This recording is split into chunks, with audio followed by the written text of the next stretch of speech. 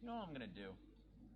I'm gonna tell you guys. Let me tell you guys a story. You guys want a story? Let me give you guys a story. All right. All right. Do you guys want a story? Yes. You do want a story? Why am I just getting a call? I do not know why. Okay. Anyway. Let me tell you guys a story. Let me tell you guys a story. So there once. Okay. Once the year is like 1978, right? There is a kid, he's a regular kid, your run of the mill like kid that would be like the main character in one of these types of stories. So you know, it's the year is like that it's like sometime in the 1970s, right? This is a kid probably about 15 to 16, right? And he finds this one of these days, right? He's just going home from school and everything, right? Lag, I'm gonna kill something, but you know what? That's okay. You guys can still hear me, right? You can still hear me through the lag, right? You can still hear me through the lag, and that's all that matters, right? Right? And all right, are we good? I think we're good. Hopefully, I do not know because my internet is not working. Okay, I'll just continue the story. I'll just continue the story. So basically, you're right. Kid in the 1970s, on his way home from school, one day he finds a box. Now, this box was interesting. It had some symbols on it. I mean, it's just like you would think it's like an ornate kind of thing that like is used to hold like these like random stones, that you would like find in like your grandmother's house or something. You would open it up and you'd find like stones or rocks or whatever. This one had like a nice little lock on it, and he was kind of confused about it. But I mean, if you find a locked box, right, you're gonna take it and you're gonna try to find out what's inside and everything, right? But the thing is, right, he didn't really have any methods of unlocking the box, right? His parents didn't let him go towards the tool chest or anything, so opening it up by brute force is, well, just not going to work. And obviously, there's no way that he can find the key because, well, it's just a random box now. The interesting thing is that he would just keep it right next to him on his little bedstand while he was going to sleep every single night. And, well, little by little, he started to notice just different things. He would wake up, the box would be a little bit, rotated sometimes, but he would just think, oh, just probably didn't. I just probably put it like that before I fell asleep. Pretty run of the mill stuff, right, chat? Right. So basically, right, he has this little lockbox. Doesn't think much of it. Then one night, he goes to sleep, and then wakes up. Except, can't really move all too much.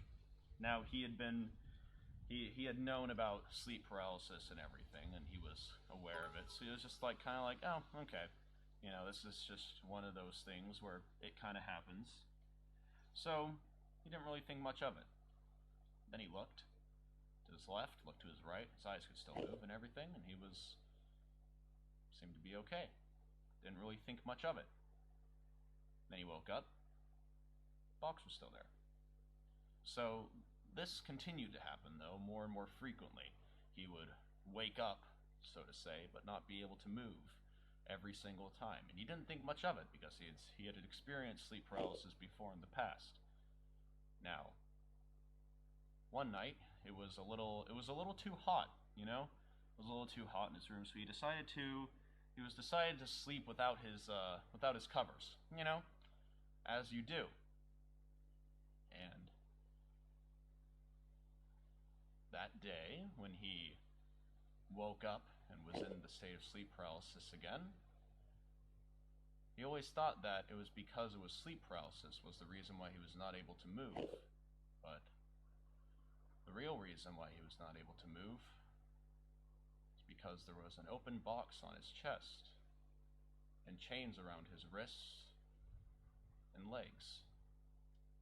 He was stuck there. obviously, when you're chained down to a bed with an open box in front of you, you scream. Hey, look at that high-waisted man. He got feminine But hips. when he screamed, all that really came out was just a nice little music box melody. And he noticed the little ballerina in the box slowly spinning. Except it was no ballerina. It was him. The box was meant for him.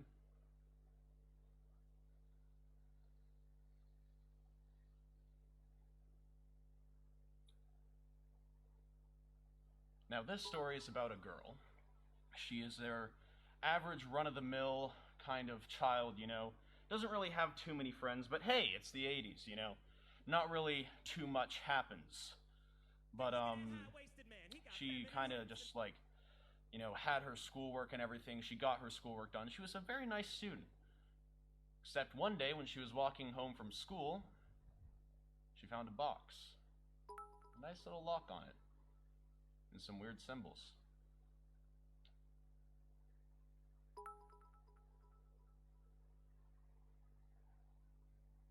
Alright, what do you think about that one, chat? Do you like that one? Yeah. I hope you guys like that one.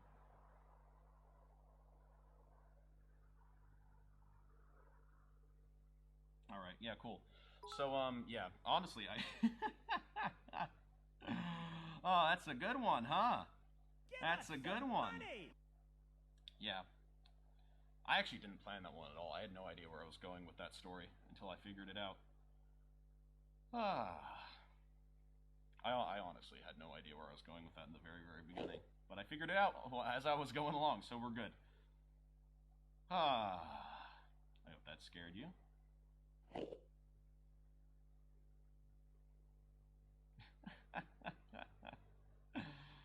Oh, man. Oh, man, chat.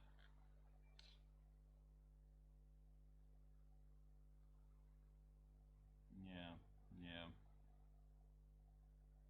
Yeah.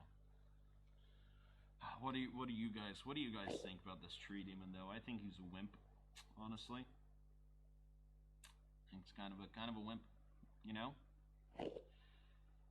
Tell another one? Oh boy. Okay. Let me think. Okay, so this one takes place in 16th century, like in a like a 16th, 15th, 14th. I don't know which century, but whenever the medieval period is, that's when it takes place. Basically, this is the story of just a knight, right? You know, he is a very noble, very, you know, kind of to the point where he's almost full of himself, you know. But it's like he's like that kind of person where he's kind of aware of how good he is, and he's honestly kind of a jerk. But we're just gonna, that's all the characterization that he's gonna get pretty much. But just know that he is a knight and he does do that. Now, right. Now every single day, right, he passes this like weird like old lady on his like way to work, right? He's like, it's like the run of the mill, like kind of I say run of the mill, I don't know why, but it's like, it kind of reminds you of like the witch that gave Snow White the apple. Basically every single day he kind of walked past her on his way to work, and he didn't really think much of it. And she would always say some like random thing to him, you know, kind of like, well, like what, usually she'd either be begging for money or just like saying like weird and vague threats against him. So he didn't really think much of her until one day she was just kind of gone. So he was kind of confused about that, and he was just like, oh, she probably either found somewhere else to sit or just kind of maybe passed away or something. I mean, it was the medieval period. People didn't really live that long. So it was a wonder why she looked so old in the first place, because really not that many people really lived that long anyway. So, you know, she kind of did that. But so he didn't really think much of it. Now weeks passed and everything, and he's doing well, all right. This knight is doing well. I mean, he's protecting the king, you know, the queen, and of course the princess and all that. Until right, one of these days the princess goes missing, and no one knows why. All right, you would think that there would be a reason why the princess would like you would think that there would be any evidence of why the princess has gone missing. So people were referring to it as the perfect kidnapping in this sense, where basically she's just gone and no one really knows the reason why. Now, of course, the knight, being his full of himself, self-centered, noble person, always trying to do the right thing, kind of like how what like Spider-Man is, but like a little bit more self-obsessed.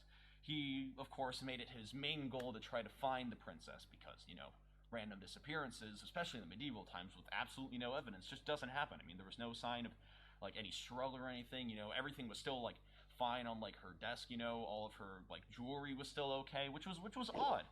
Now, he made it his goal to try to figure it out, but the thing is, weeks went by, months went by, and he still had no evidence of what happened to the princess. He still had no clue.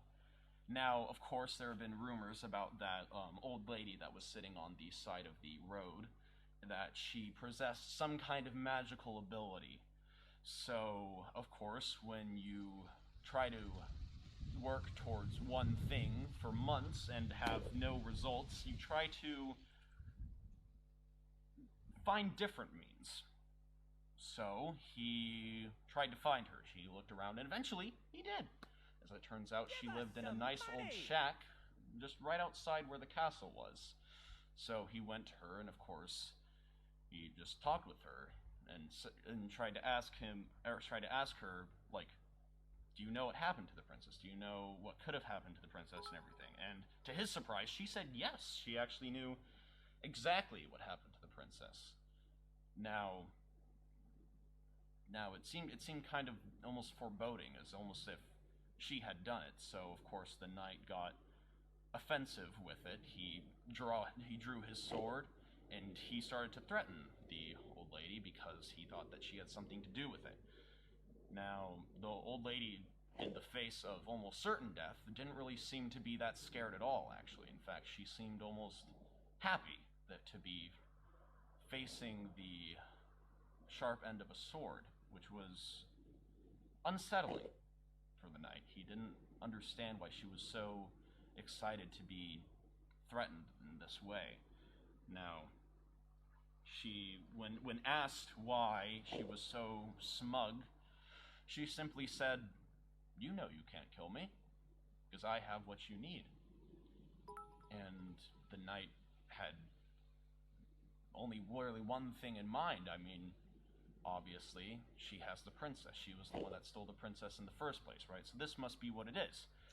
Now, in the old lady's shack, there was a section that was kind of off limits with a curtain. Now, obviously, if you were to hide a person from the law and everything, it would be behind that little curtain and everything. So the knight pushed past her and then opened up the curtain, and it was odd because he didn't really find much. I mean, the thing that he did find actually was a perfect replica of the princess's room.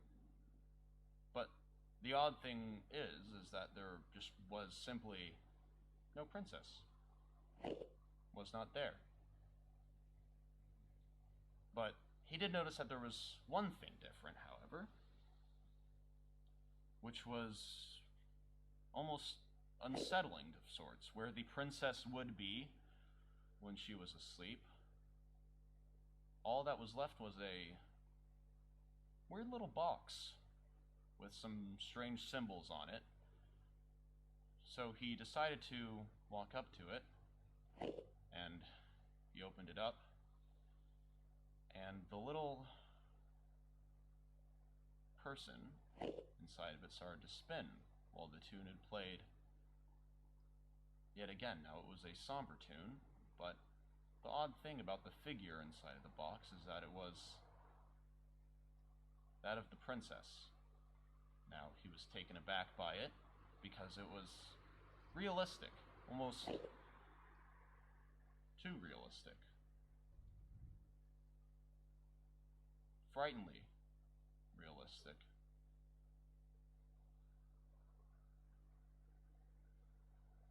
And and then all he could feel was a sharp pain in his back. The night Give had us fallen. some money! He had completed his goal. But he'll never live to tell the tale of what really happened.